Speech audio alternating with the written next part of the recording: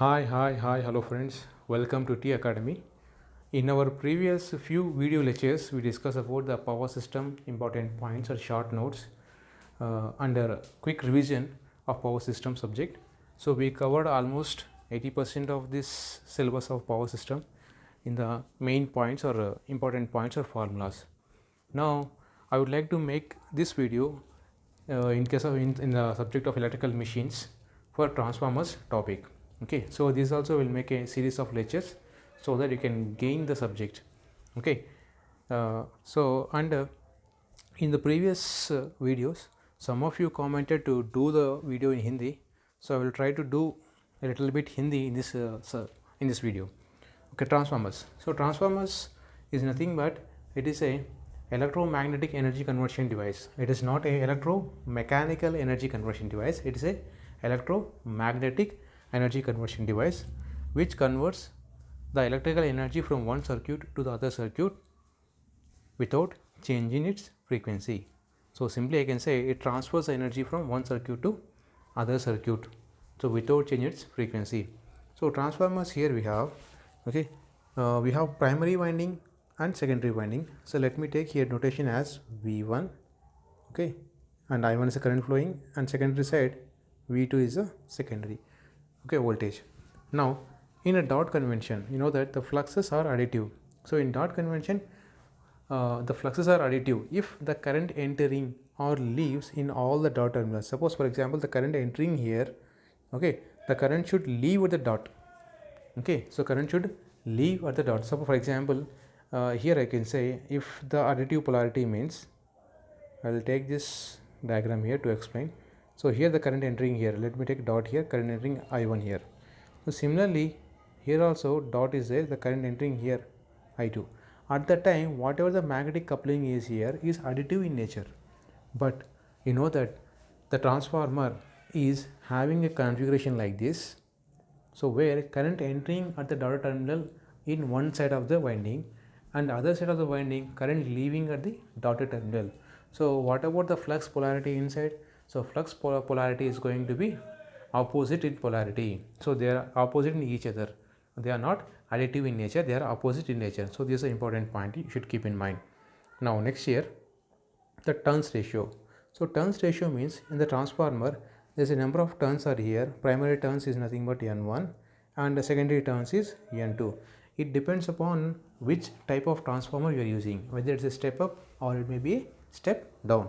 So first of all, if a step up transformer is there, means the number of turns on the secondary side is higher compared to primary side.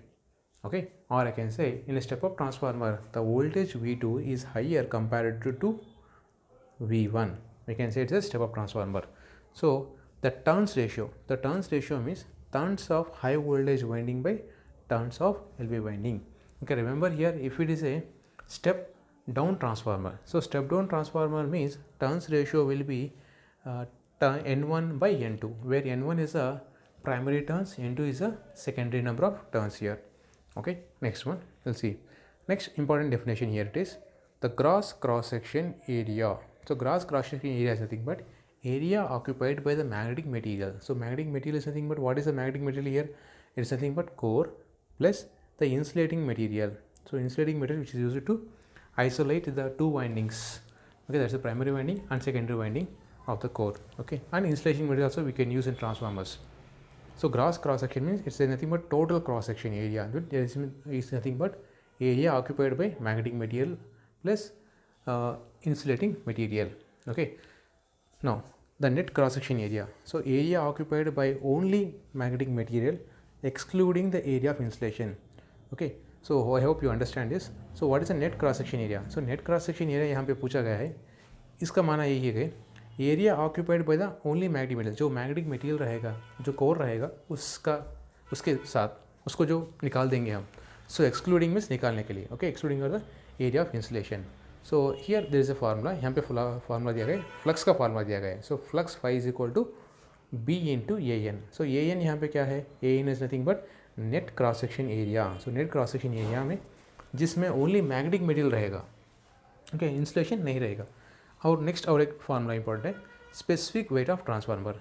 So specific weight of the transformer का definition क्या है, it is the ratio, इस ratio है weight of the transformer to the KV rating of the transformer. So जो भी transformer का weight रहेगा, okay, उसका weight divided by KV rating. उसका केवी रेटिंग कितना रहेगा। फॉर एग्जांपल एक ट्रांसफार्मर है, उसका 100 kg वेट है, ओके, और उसका केवी रेटिंग आके 100 MVA है, ओके। सो जस्ट एग्जांपल, सो इसका स्पेसिफिक कितना हो जाएगा 1 kg पर MVA। Now next important formula here, stacking और आयरन फैक्टर। सो जो स्टैकिंग और आयरन फैक्टर है यहाँ पे, सो नेट इसका रेशियो है ये आके net cross section area divided by gross cross section area. So net cross section area जो पढ़े थे हम, gross cross section mean total है। सो यहाँ पे सिंपल से हम कह सकते हैं कि net cross section area means जो भी एरिया ऑफ द मटेरियल है, जो मैग्नेटिक मटेरियल का है वही लेंगे हम। So gross cross section area में जो मैग्नेटिक मटेरियल का एरिया लेंगे और इंसुलेशन का एरिया भी हम यहाँ पे जोड़ देंगे, ओके। इसका और एक फार्मूला है जो length and breadth of the transformer here, okay. Now next हम फार्मूला पढ़ने वाले हैं यूटिलाइजेशन फैक्टर। सो ये भी बहुत इंपॉर्टेंट फार्मूला है। सो काफ़ी बहुत सारे एग्जाम में पूछा गया है, ओके। सो ये पूछा गया है what is utilisation factor. So utilisation factor it is a ratio of effective cross section area. So effective cross section area divide by total cross section area. So कितना इफेक्टिव क्रॉस सेक्शन में total cross section area, effective कितना use कर रहे हैं हम, उसके बाद total cross section area. So for a cruciform core, ये तो बहुत इंपॉर्टेंट है। क्रूसिफॉर्म कोर के लिए ये 0.8 से लेकर 0.85 तक रहेगा इसका value, okay. Next point here, so transformer की एफिशिएंसी कितनी होगी। सो ट्रांसफार्मर की एफिशिएंसी आपने पढ़ा होगा, जो जब आप कॉलेज में जा रहे हैं तो उसी एंड एससी टेस्ट करे होंगे, ओके। जब आप एक्सपेरिमेंट करेंगे तो आपको पता चलेगा एफिशिएंसी अराउंड 90% रहेगी, ओके। सो जब हम ट्रांसफार्मर को अच्छी तरह टेस्ट करेंगे तो उसकी एफिशिएंसी 96 के लेकर 99% तक रहेगी, ओके।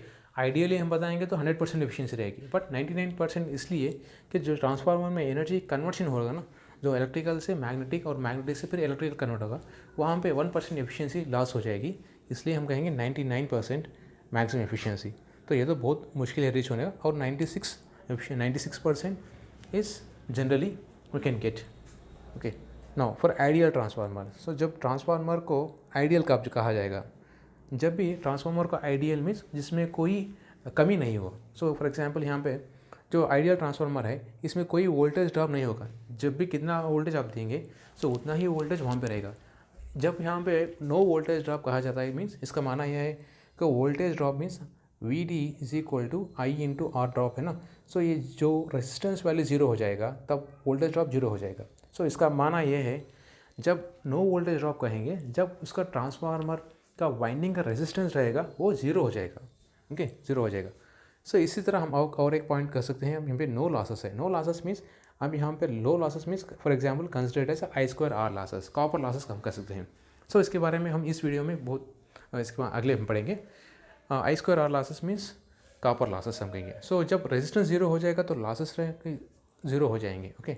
और नो मैग्नेटिक लीकेज, सो जब ट्रांसफार्मर प्राइमरी वाइंडिंग से फ्लक्स निकलेगा तो पूरा सेकेंडरी वाइंडिंग को लिंक हो जाएगा, कहीं भी ये मैग्नेटिक फ्लक्स इसका पाथ नहीं छोड़ेगा, I mean coupling tightly coupled होगा, okay. So no magnetic leakage means magnetic leakage नहीं होगा, वो जो भी फ्लक्स क्रिएट होगा प्राइमरी वाइंडिंग से वो सारा फ्लक्स सेकेंडरी वाइंडिंग को कट करेगा, okay. So no magnetising current, so no magnetising current means so जब भी हम ट्रांसफार्मर का इक्विवेलेंट सर्किट देखेंगे इस वीडियो में हम देखेंगे, जब ट्रांसफार्मर आइडियल रहेगा, ओके। सो जब आइडियल रहेगा तो हम उसे मैग्नेटाइज करने के लिए जीरो करंट चाहिए, दैट मीन्स उसका करंट कोई नहीं ले, करंट कुछ नहीं लेगा, ओके। सो जीरो रिलक्टेंस, सो रिलक्टेंस माना यही है कि सो हमने पढ़ा है जो मैग्नेटिक सर्किट्स बेसिक में पढ़े हैं इस बात के जो रेजिस्टेंस रहेगा, रेजिस्टेंस आके करंट को अपोज करेगा। इसी तरह रिलक्टेंस जो मैग्नेटिक फ्लक्स को अपोज करेगा, सो उसे हम मैग्नेटिक फ्लक्स का रिलक्टेंस कहेंगे, इसका वैल्यू हम डिनोट करेंगे एस से लिए, okay. And infinite permeability, so permeability हमको पता है म्यू, सो म्यू आके इन्फिनिट हो जाएगी, so mu is equal to generally mu naught into mu R कहेंगे हम। सो इस permeability, okay, so ideally infinity हो जाएगी बट प्रैक्टिकली वो तो सही नहीं है, ओके। सो ये जिस पॉइंट्स हम पढ़ रहे हैं ये असम्पशन कर रहे हैं, जो भी हम ट्रांसफार्मर लेने वाले हैं और यूज़ करने वाले हैं, ख़रीदने वाले हैं, जिस ट्रांसफार्मर की जो बेसिक क्वालिटीज़ क्या रहना चाहिए। So this are the basic qualities of this general transformer. Now next one, the transformer EMF equation. So ये तो बहुत इंपॉर्टेंट एग्जामिनेशन के लिए. So based on this formula so हमको बहुत सारे क्वेश्चंस आएंगे. Okay, so E1 EMF equation E1 is equal to 4.44 into FAN B. Okay, so अब इस तरह रिमेंबर कर सकते हैं fan of B. Okay, so big B you can remember. So fan of big B. So E is equal to 4.44. यहाँ का F के माने क्या है? F के माने फ्रीक्वेंसी है. A इज़ नथिंग बट यहाँ पे जब दो क्रॉस सेक्शन एरिया पड़े हैं, net cross section area, cross section area, यहाँ पे ये आके नेट क्रॉस सेक्शन एरिया, ये क्रॉस सेक्शन है, ये net cross section area. So net cross section area और n आके नंबर ऑफ टर्न्स. सो अब जब हमें E1 यहाँ पे लेंगे तो यहाँ पे N1 आ जाएगा. और B है B maximum flux density. So maximum flux density primary winding और सेकेंडरी वाइंडिंग के लिए एक ही रहेगा. Next one, the thickness of laminations of the transformer is inversely proportional to frequency. इस पॉइंट को हम नेक्स्ट डिस्कस करेंगे. ओके, नेक्स्ट पॉइंट यहाँ पे ये जनरल रिलेशनशिप है ट्रांसफार्मर्स में. ये तो बहुत इंपॉर्टेंट है. Okay, right. So V2 by V1 is equal to E2 by E1 is equal to N2 by N1 is equal to I1 by I2 is nothing but transformation ratio. So इस video के first में हम जब पढ़े थे वहाँ पे turns ratio पढ़े थे. So turns ratio is nothing but number of turns on the HV winding divided by number of turns on the LV winding. So यहाँ पे जो रिवर्स है transformation ratio. So transformation ratio is a reciprocal of turns ratio. Okay, now so during the operation of a transformer so B maximum flux density is proportional to E1 by. ये formula हम कहाँ पे लिए थे? तो just अभी पढ़ा था हमने. E is equal to 4.44 into fan of big B, right. जिस तरह हमें B यहाँ पे लेंगे so B is proportional to E by F.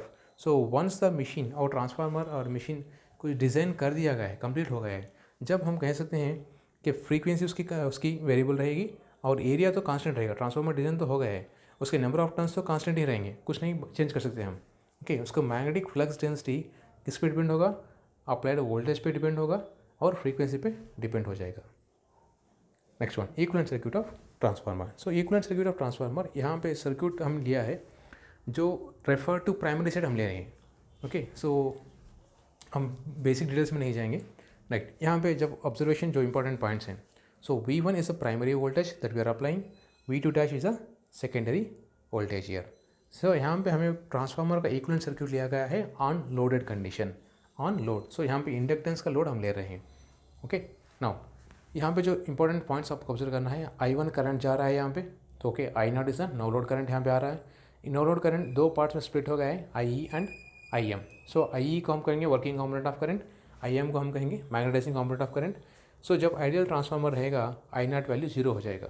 So I2 dash is nothing but load component of current is equal to R2 dash X2 dash. So हमें equivalent circuit लिया गया है. जो जब सेकेंडरी साइड कॉम्पोनेंट्स जो R2 dash X2 dash रहेंगे उसे हम प्राइमरी को शिफ्ट कर रहे हैं. So we are transferring the secondary side all the electrical quantities to primary side quantities. Now we see the relationship I2 dash. So I2 dash is nothing but K into I2. What is the I2? I2 is nothing but rated secondary current of the transformer. Rated secondary current of the transformer. Similarly, V2 dash is nothing but V2. That is a rated secondary voltage of the transformer divided by K here. Okay, so K is nothing but it is a transformation ratio we already studied. Similarly, R2 dash. So R2 dash is nothing but resistance referred from the secondary to primary side. So resistance referred from secondary. So R2 is the resistance of the secondary winding. When we are referring to the primary side, it is divided by K square. Similarly, X2 dash is equal to X2 divided by K square. So X2 dash is a reactance जब हम secondary winding के electrical quantities को primary side को करेंगे. किस लिए कर रहे हैं? सो इसलिए कि जब भी हम सेकेंडरी से प्राइमरी को ट्रांसफ़र करेंगे तब हमको कैलकुलेशन ईजी हो जाएगा. इसलिए हम क्वांटिटीज़ को सेकेंडरी से प्राइमरी को शिफ्ट करेंगे और प्राइमरी से लेकर सेकेंडरी को शिफ्ट करके हम उसका इक्विवेलेंट सर्क्यूट ड्रॉ करने वाले हैं. ओके, उससे हम कैलकुलेशंस करने वाले हैं. सो कैलकुलेशंस आसानी के लिए हम यूज़ कर रहे हैं इस technique. So Z2 dash is nothing but R2 plus JX2 dash here. Now so यहाँ से हम लिख सकते हैं what is the working component or IE. So IE is nothing but I0 into cos phi naught. IM is equal to our magnetizing component is equal to I0 into sin phi naught. So phi naught is nothing but no load power factor. So generally ये no load power factor रहेगा ना, so cos phi इसका value no load आके 0.2 lagging रहेगा generally, 0.2 lagging. So no load power is nothing but जो entire voltage हम apply कर रहे हैं V1 okay V1 I not into cos phi not. So हमको पता है I नॉट cos phi नॉट is nothing but we can say IW. Okay, so we can say it as a iron losses. Okay, now from this diagram यहाँ से लिख सकते हैं R not is nothing but ये parallel में रहेगा. So R not approximate we can लिख सकते हैं R not is equal to V1 by IE. Okay, IE और IW. So similarly x not is equal to 1 by V1 by IM here. So हम लिखेंगे x not is equal to V1 by I mu और IM here. So total resistance referred to primary. So जब हम total resistance secondary से लेकर primary को refer करेंगे तो टोटल रेजिस्टेंस हो जाएगा उसका हम कहेंगे R01. So R01 is equal to R1 जो रेजिस्टेंस प्राइमरी वाइंडिंग का है वही रहेंगे हम, प्लस R2 डैश जब हम रेजिस्टेंस सेकेंडरी वाइंडिंग से लेकर प्राइमरी को ट्रांसफर करेंगे तो हम लेंगे R2 dash. So which is equal to R1 plus R2 by K square. We already studied. So similarly the total resistance referred to the secondary is equal to R2 plus R1 dash is nothing but R2. So यहाँ पे लिखेंगे R02 here. Okay, equivalent resistance. So total copper losses. So total copper losses इधर हम equivalent circuit एक secondary side तो बनाएंगे और या प्राइमरी साइड एक ही साइड हम बनाएंगे. सो इसलिए अब जब हम रेफर करेंगे प्राइमरी साइड के लिए सो I1 स्क्वायर इंटू R01 आ जाएगा भाई. इसलिए total resistance refer to primary आ जाएगा और total resistance refer to secondary कोई एक लेंगे हम, दोनों लेंगे. ओके, और नेक्स्ट पॉइंट यहाँ पे पर यूनिट रेजिस्टेंस ड्रॉप्स. सो पर यूनिट रेजिस्टेंस ड्रॉप. सो पर यूनिट हमको ऑलरेडी पावर सिस्टम में पढ़ा गया है. So per unit is equal to per unit primary resistance drop. So primary में जो रेजिस्टेंस ड्रॉप रहेगा उसे हम पर यूनिट में कन्वर्ट करेंगे. सो पर यूनिट का ये एडवांटेज रहेगा. सो कैलकुलेशंस के लिए बहुत ईजी हो जाएगा जब हम पर यूनिट क्वांटिटीज लेंगे. Okay, why because power system में बहुत सारे ट्रांसफार्मर्स रहेंगे, बहुत सारे वोल्टेज लेवल्स रहेंगे, बहुत सारे अदर इक्विपमेंट्स भी रहेंगे. सो ये सब इक्विपमेंट्स के लिए पूरे इक्विपमेंट्स के लिए कैलकुलेशंस के लिए हम इसको पर यूनिट में कन्वर्ट कर लेंगे. So per unit primary resistance drop is equal to I1 R1 by E1. So per unit का कोई यूनिट नहीं रहेगा. So I1 R1 divide by E1. इसे हम पर यूनिट वोल्टेज ड्रॉप कहेंगे. ओके, इसे पर यूनिट वोल्टेज ड्रॉप भी कहेंगे, पर यूनिट रेजिस्टेंस ड्रॉप भी कर सकते हैं. So similarly I2 R2 by E2. सो इसे हम कहेंगे per unit secondary drop here. So total per unit resistance drop refer to primary side. So resistance drop refer to primary जब हम refer to primary करेंगे सो इस फार्मूला में हमको R01 आ जाएगा, R1 चला जाएगा, R1 into R01 divide by E1. Similarly जब हम total per unit resistance drop refer to secondary side कहेंगे I2 R02 by E2. The total per unit resistance drops on the both side of the transformer is same. Okay, so यहाँ पे हम equation ले रहे हैं, phi ले रहे हैं और मैग्नेटाइजिंग कंपोनेंट एक्स एक्स में ले हैं. So I naught is nothing but no load component of current. So I1 dash इसे कहेंगे load component of current.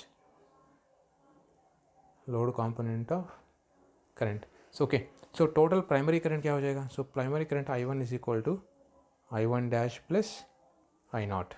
Okay, और जब हम फेजर डायग्राम ड्रा करेंगे सो I1 और I2 both are having a 180 degrees displacement here. So I2 के बीच में कितना एंगल होगा, 180 डिग्रीज एंगल हो जाएगा. ओके,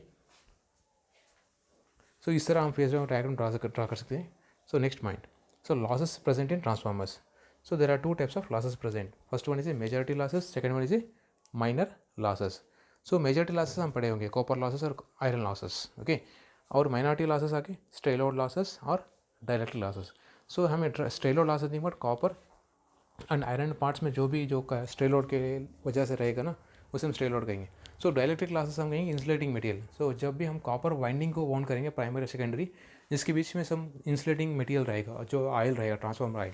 ओके, सो दोनों कंडक्टिंग बॉडीज़ के बीच में जो कुछ डाइलेक्ट्रिक मीडियम रहेगा तो उससे हम डाइलेक्ट्रिक कहते हैं. सो वहाँ पे बिकॉज ऑफ वो डाइलेक्ट्रिक की वजह से ट्रांसफार्मर में डाइलेक्ट्रिक लॉसेस रहेंगे. सो ये तो छोटे ट्रांसफार्मर में नेगलेक्ट कर सकते हैं.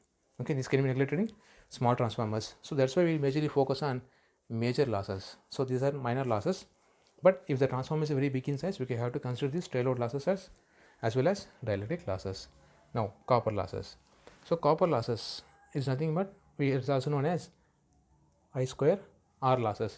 So, total copper losses is nothing but I1 square into R1 plus I2 square into R2. So, total transformer में जो copper losing है इसको हम दोनों ऐड करेंगे. या इसे ऐसे लिख सकते हैं R01 से टोटल रेजिस्टेंस प्राइमरी साइड के लिए I1 स्क्वायर। सो इक्विवेलेंट सर्क्यूट यहाँ पे।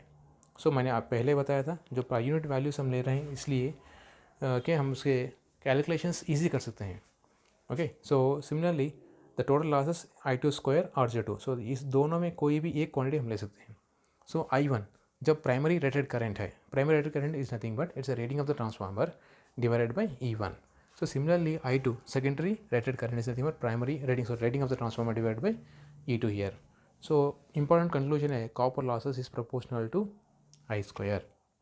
Okay, so per unit full load copper losses, so per unit full load, so जब full load रहेगा means load के value full रहेगी। so यहाँ पे full load value means x is equal to 1, we can say x is equal to 1। so x is nothing but fraction of load, when it's a full load means it's 1। so copper loss is equal to full load copper losses divided by voltage rating, VA rating। so VA rating means volt ampere rating of the transformer, so it is nothing but I1 square into R01 divided by E1 into I1। so important formula यहाँ पे बहुत important है। so per unit copper losses at x nothing but fraction of load, so fraction of load it may be 1/2 or 1/3 or okay, so 3/4 like that। so per unit copper losses at x fraction of full load is equal to x square।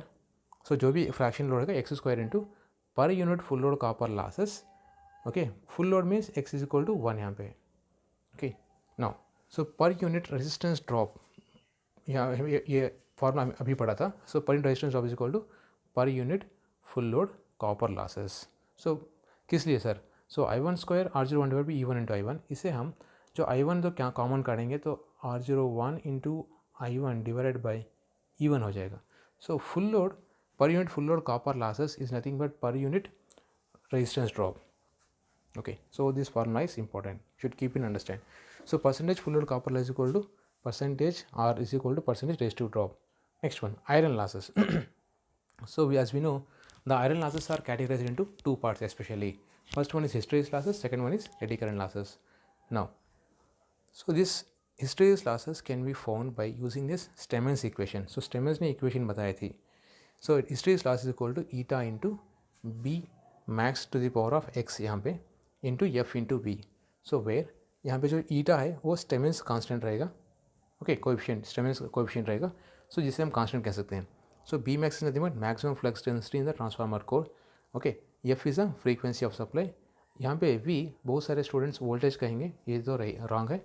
यह आके हमको volume of the material है। So volume of this material here, remember. now this Stemmens constant x value है ना, so Stemmens का exponent which is 1.6 for silicon और cargo steel। so generally इस value 1.6 से लेकर हमको 2.5 तक रहेगी। जनरली हम 1.6 लेंगे। ओके, सिलिकॉन और कार्गो स्टील। कार्गो माने cold rolled grain oriented steel. Next one, eddy current losses. So eddy current loss nothing but W is equal to K into B max square f square into t square. So generally in previous formula यहाँ पे हम observe कर सकते हैं, जब B max to the power of x रहेगा तो hysteresis loss है, B max to the power square हो जाएगा तो वहाँ के एडी करंट लॉसेस है। वहाँ पे एफ फ्रीक्वेंसी है, यहाँ पे एफ स्क्वायर है।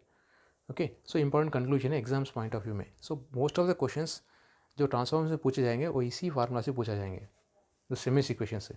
यहाँ पे टी आके टाइम नहीं है, थिकनेस ऑफ लैमिनेशंस। बहुत सारे स्टूडेंट्स टाइम कहेंगे। Okay, F is nothing but frequency of supply, so K is nothing but a constant. Okay, now so if BM is nothing but maximum flux density is a constant, then V by F ratio is a constant here। okay, जब हम पढ़ेंगे so W is proportional to V by F, जब इस ratio constant रहेगा, जब हम कहेंगे eddy current loss is proportional to frequency square. So similarly hysteresis losses is proportional to F। so iron losses when V by F ratio is constant means AF plus BF square। so based on this equation in 2020 GATE exam में भी question पूछा गया था। Okay, so okay friends, that's it for this session. Will continue the next session. If you like this video please give a comment and like this video. Okay, thank you, have a nice day.